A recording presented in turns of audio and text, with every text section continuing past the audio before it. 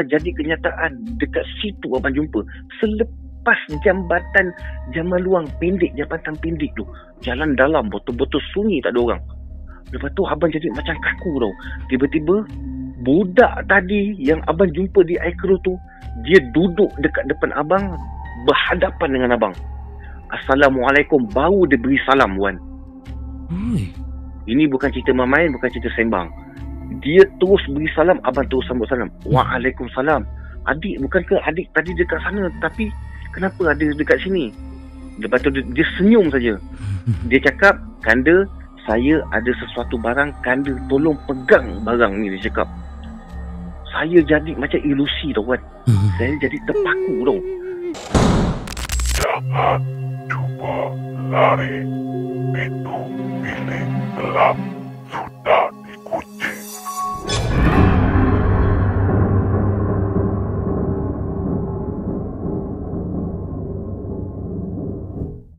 Tapi sebelum tu, kalau korang suka dengan channel ini, tak nak terlepas video seram yang terbaru dari Bilik Gelap, bantu subscribe, like, komen dan share.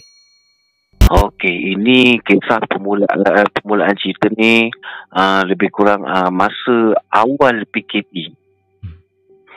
Masa awal PKP, macam saya ni bahagian uji kaji minyak palm oil sawit, kita memang ada surat pelepasan untuk pergi ke mana-mana tempat untuk tender sawit kan, minyak kan. Hello, terus dengar. Abang cerita je. Okey, lepas tu kan dipendekkan cerita, pada masa tu abang nak menghala pergi ke Felda Tenggara, pergi ke Nita kan, tapi malam macam kita duduk daripada Damansara ni, kita nak pergi ke daerah kawasan sana, kita mesti nak ikut kawasan Batu Pakat Air Hitam, betul? Potong sana highway kan. Okey, nak dipendekkan cerita, pada masa tu memang musim PKP, tapi PKP macam abang ni, abang boleh lepas kawasan, memang tak ada masalah pun. Kalau hari raya pun kita hari raya pun memang lepas balik kampung, tak ada masalah apa. Dipendekkan cerita lagi, pada masa tu lebih kurang jam pukul 11 lebih lah, abang nak bertolak pada masa tu malam. Kebetulan kita mesti nak sampai ke tempat kerja tu kena awal pagi tu, untuk cek minyak dekat Felda Tenggara, mana-mana tempat lah nak pergi kan. Lepas tu dalam pukul 11 lebih, pukul 12 tu abang bergerak sampailah nak dekat pukul 1 dekat RNR Air Keruh. Sampai je RNR Air Keruh tu, abang rasa perut lapar tu. Aku cakap, kalau aku tak makan ni sekarang, aku takut gastrik pula, sebab ada gastrik kan. Perut rasa lapar ni, nanti dululah dalam hati ni, nanti dulu nak makan. RNR dah dekat ni, lebih baik aku pergi makan lah. Lepas tu abang singgah pergi ke RNR. Pada masa tu orang kurang sangat-sangat. Orang memang tak ada pada masa tu. Memang ada tapi amat kurang. Lepas tu abang dah order makanan, abang ambil nasi ayam. Lepas ambil nasi ayam tu, abang ada tengok dekat situ ada seorang budak. Dia macam orang budak-budak tablik ataupun budak-budak hafiz, pakai berserban macam itu, tapi baju putih t-shirt. Okey Wan, dengar jelas. Seorang kan, berapa orang tu bang jumpa? Pada masa tu abang seorang je. Dan budak tu berapa orang? Budak tu pun seorang juga. Oh, okey. Lepas tu abang duduk berhadapan dengan budak tu. Dia meja depan, abang meja belakang. Tapi berhadapan dengan kami kan. Lepas tu abang cakap, "Dek, dari mana dek? Seorang-seorang ni dek." Budak tu dia tengok abang, dia senyum je. Muka dia, ya Allah, macam berseri muka dia. Macam kita ingat dia budak tafiz ke, dia budak tablik dia, tapi style dia macam itu, ada berseban atas kepala. Lepas tu abang tegur dia, "Dek, adik nak minum tak? Adik nak makan, abang belajar." Dia senyap dia Wan. Dia senyap, lepas tu dia senyum tengok abang. Lepas tu abang rasa macam budak ni bisu ke apa benda ni. Lepas tu abang pergi dekat depan dia, abang tengok dia ada lukis. Dia ada lukis macam kereta lembu, tahu tak kereta zaman-zaman dulu? Kereta lembu. Kereta zaman-zaman raja-raja naik kereta lembu. Ada apa dia punya bumbung payung kuning, betul? Ada tak pernah nampak kat situ? Zaman-zaman orang Melayu dulu bawa raja naik kereta lembu. Hello? Ya, dengar, teruskan. Okey, naik kereta kuda lah, bukan kereta lembu, kereta kuda. Wan boleh terfikir tak? Apa yang budak tu lukis, ada orang ramai-ramai, okey, pegang sundang, lepas tu ada panglima berkuda, itulah yang abang nampak budak tu lukis. Okay. Hello? Selepas tu? Hello? Ya, saya dengar. Abang cerita saja. Okey, lepas tu abang tanya, adik lukis apa ni dek? Budak tu senyum. Budak tu tengok abang, senyum saja. Dia tak cakap apa-apa tu. Dia langsung tak cakap apa-apa kan. Tapi dekat situ seni lukis dia memang cantik. Dia lukis apa kereta kuda, ada orang pegang obor. Memang betul-betul real dia lukis tu. Lepas tu dipendekkan cerita, lepas abang makan, abang dah terasa aku nak gerak orang ni budak ni, aku cakap pun dia tak nak cakap, dia senyap saja kan. Abang teruskan perjalanan. Lepas terus perjalanan tu sampai sebelum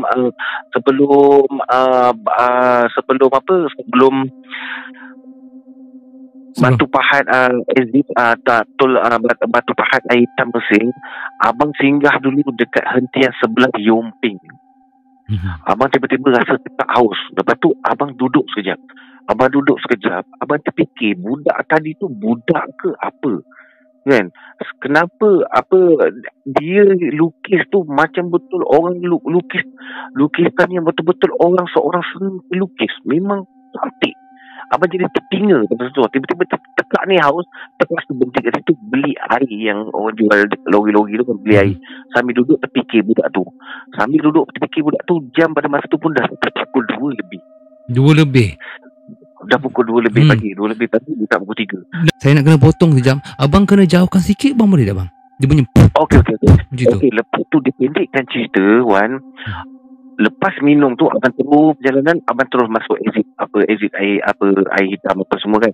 Lepas tu abang tak boleh ikut jalan Nita, kena ikut jalan Zaman Duang Lama. Lepas sampai Zaman Duang Lama, tiba-tiba abang kepala sakit Wan. Abang rasa sakit, pening. Tapi imajinasi tadi budak lupa tu abang masih berfikir sepanjang perjalanan. Sampailah selepas jambatan, ada pokok, ada jambatan dekat situ. Tapi jalan Zaman Luang ni memang seram lah. Tapi kita dah biasa jalan kat sana, kita tak ada masalah bagi kita kan. Kita dah terus kat situ. Sampai dekat jambatan tu, abang ada perasan orang betul-betul duduk dekat tengah-tengah jalan. Betul-betul orang duduk tengah jalan, pegang obor, berlampu apa semua dengan zaman panglima orang dulu. Lepas tu abang tu duduk, abang berhenti, abang tanya, abang keluar daripada kereta, abang tanya sebab orang tadi tu ramai. Ada dalam 12-13 orang yang ada dekat situ. Tapi dia punya baju, dia ada kuda betul dengan apa yang budak lukis tu tadi abang tempuh di selepas jabatan Zaman Luang tadi tu. Dahsyatnya. Tapi ini abang, okey sekejap bang saya nampak ada saya cuba bagi tanya dekat tentera Jembaran di bawah. Saya tanya suara abang ni pecah ke tak? Rata-rata cakap suara abang pecah. Sebab abang rapat sangat. Abang kena jauh sikit di phone tu supaya sebutan abang diorang dengar jelas abang. Okey. Sebab ramai abang, yang tadi buka loudspeaker. Okey. Ni okey. Okey. Okey, lepas tu abang dah berhenti, abang keluar, abang tanya dengan orang tu. Abang ingat ada buat show berlakon. Ingat tengah syuting. Ingat ada orang syuting berlakon. Abang tanya. Assalamualaikum, Waalaikumsalam. Saya nak tumpang lalu dulu boleh tak? Tapi ada 2-3 panglima yang dekat kuda tu tengok abang terus. Dia tengok terus, badan dia besar-besar, tinggi-tinggi. Lepas sebenarnya dia daripada jalan sebelah kanan, dia nak pergi ke jalan kiri. Jalan belah kanan tu merah dan sebelah kiri tu pun merah, nak pergi masuk ke hutan. Jalan tu ada 2 jalan, tapi kita tengah-tengah di jalan raya. Abang berhenti, abang tanya, Assalamualaikum, cakap kan. Boleh saya tumpang lalu tak? Ini ada buat apa syuting ke apa benda ni? Berlakon apa benda ni? Langsung tak ada cakap Wan. Tapi baru abang terfikir, abang tergamam, terpegun dekat situ, terpaku, memandang orang yang ada ramai-ramai itu seperti budak yang lukis tadi, DRNR air keruh. Jadi kenyataan dekat situ abang jumpa. Selepas jambatan Jamaluang pendek, jambatan pendek tu, jalan dalam betul-betul sunyi, tak ada orang. Lepas tu abang jadi macam kaku tau. Tiba-tiba budak tadi yang abang jumpa di air keruh tu, dia duduk dekat depan abang, berhadapan dengan abang. Assalamualaikum, baru dia beri salam, Wan. Ini bukan cerita main, bukan cerita sembang. Dia terus beri salam, abang terus sambut salam. Waalaikumsalam.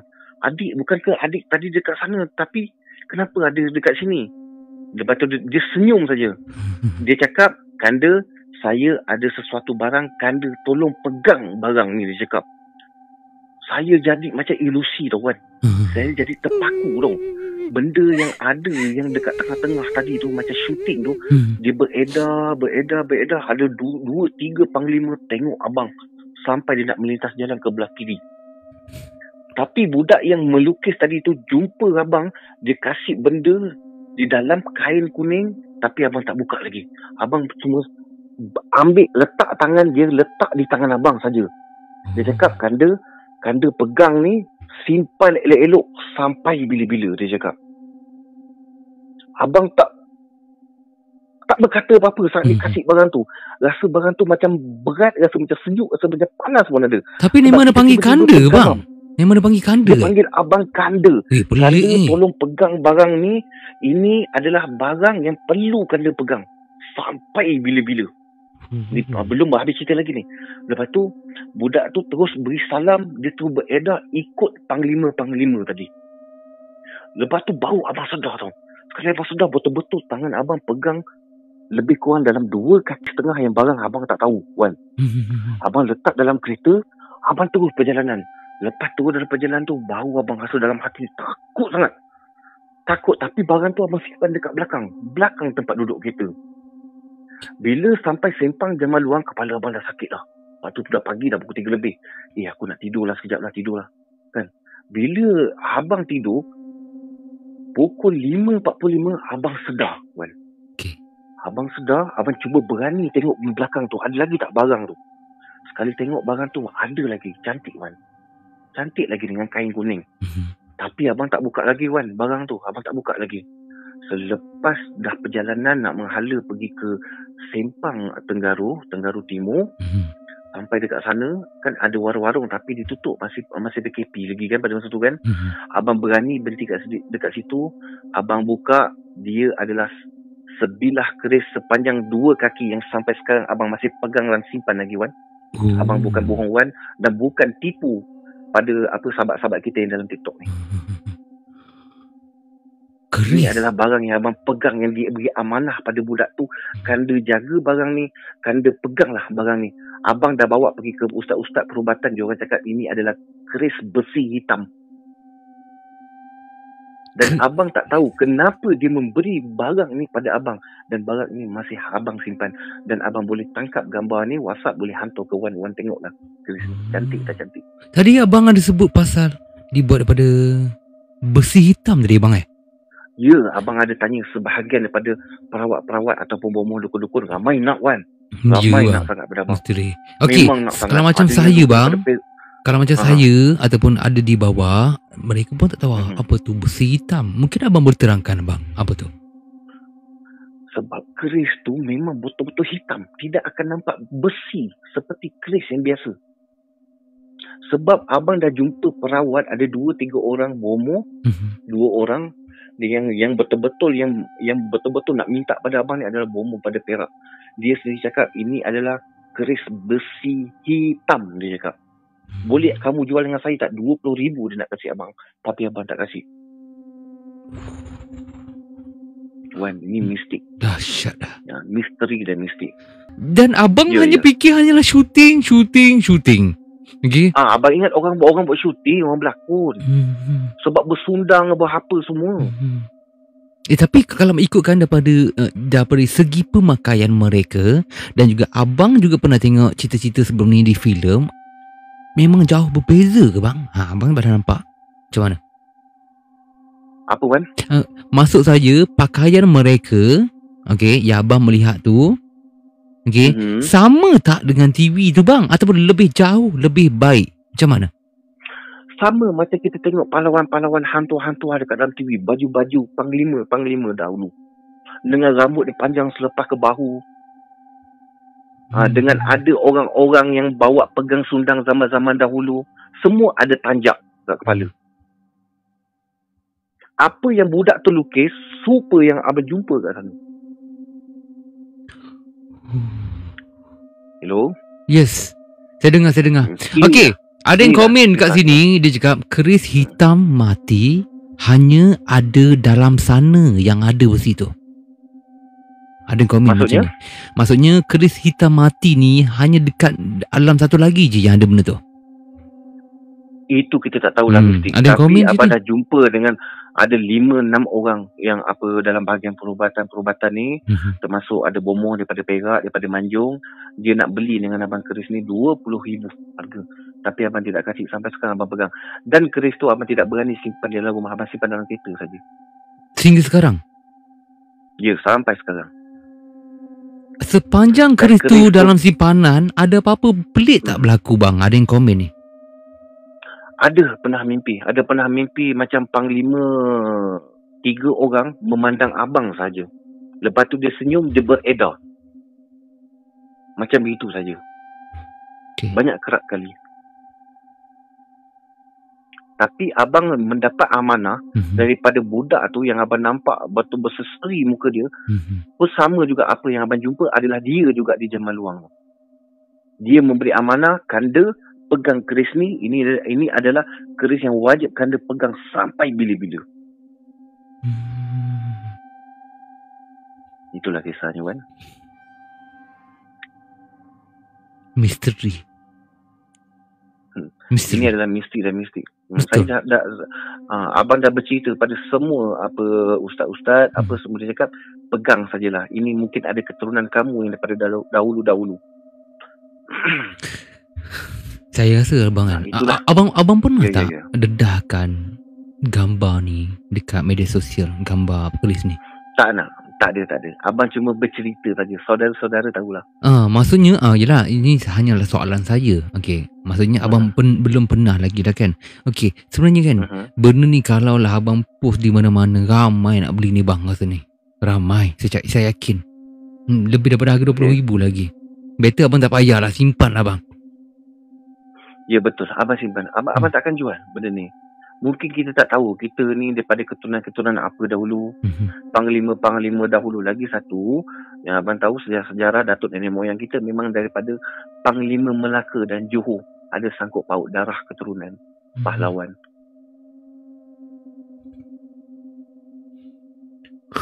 Itulah Wan, nak dikongsikan untuk pagi ni lah. Abang Nas rare cerita ni bang. Apa? Cerita abang ni rare, menarik. Okey, dan semua benda ni berlaku, tak semua orang dapat alami kejadian sebegini. Ya, betul. Okay. Bila kita bercerita hal ini, orang cakap kita gila. Sebenarnya, bila kita cerita Temberang buat bercerita, dia tidak hadapi benda-benda macam ini. Dan susah untuk orang percaya benda-benda ni. Tapi saya dah bercerita benda-benda ni dengan keluarga, dengan sahabat, dengan saudara-saudara ataupun ustaz-ustaz. Dia cakap, peganglah. Ini dia cakap mungkin daripada keturunan-keturunan dulu. Kamu punya keturunan. Tapi masih tidak timbul lagi. Tapi setiap, kadang-kadang kalau abang ada masalah, contoh masalah macam ada rasa susah hati sedikit, apa benda sikit. Kadang-kadang ada panglima tu 3 orang dalam mimpi senyum memandang abang. Dia senyum, lepas tu dia hilang. Itu saja. Buat masa ni abang dah mimpi dalam 7 kali. Ui, 7 kali. Dan hanya mimpi yang budak tu hanya mimpi 2 kali. Yang last mimpi budak tu 2 kali 3 tahun lepas. Dia bagi salam, dia terus beredar senyum. Itu saja. Okey Wan, itulah kisah untuk abang. Kisah daripada abang untuk pada pagi ni. Nas. Ya, kisah benar. Abang sebenarnya banyak cerita. Memang banyak cerita. Abang ada sebahagian orang yang selalu off station pukul 12 malam, pukul 1 pagi dah keluar jalan, macam-macam jumpa di jalan raya, di bertempat memancing, banyak sangat cerita. Yes, betul. Tapi ada masa nanti kita bercerita boleh lagi. Bang. Okey, sebelum kita nak bagi ke bahagian pengajaran. Pejam celik sekarang tahun 2025. berapa tahun dah keris tu berada dekat tangan abang? Awal PKP. Kini baru lagi. 2 minggu. 2 minggu PKP. Macam itulah. 2 minggu PKP lah, Wan. Faham. Okey, bang, kita pergi ke bahagian pengajaran abang. Abang boleh kongsikan ringkas? Okey, bagi saya sebenarnya kalau kita jumpalah seseorang, bertegur baiklah, kita cakap dengan dia, walaupun macam abang jumpa dengan budak tu, kita nampak perwatakan dia senyap apa, kita jangan fikir budak tu budak gila ke, budak mana ke, lukis barang apa-apa ke, kita tak tahu dia siapa. Mana tahu dia sebahagian daripada wali Allah ke, kita tak tahu. Kita bila orang kita bertegur dengan orang tak membalas teguran kita balik, kita jangan anggap dia tu sombong. Sepanjang perjalanan abang pergi ke sana pun abang tak ada fikir budak tu sombong. Cuma abang fikir budak tu mungkin bisu saja. Dia nak bercakap tapi dia malu nak bercakap dengan kita sebab mungkin dia bisu, tapi dia membalas dengan senyuman. Itu je lah. Umpamanya jangan kita sombong lah dengan pada orang, kita tegur dengan cara baik, beri salam, itu sajalah. Itu dia. Kita tak tahu orang tu mendoakan kebaikan untuk kita, kita pun tak tahu macam mana keadaan kita, betul tak? Betul. Okey, abang, okey. Saya mungkin ada dekat bawah tentera-tentera Jembalang ataupun korang pernah dengar cerita abang ni pernah dikongsikan mana-mana. Untuk saya, jujur saya bawa kali pertama. Okey, apa pun terima kasih Abang Nas bagi ruang untuk cerita abang untuk kami Bilik Gelap Official. Jumpa lagi bang. Selamat Raya bang. Okey Wan, okey. Assalamualaikum, selamat Raya pada semua sahabat kita.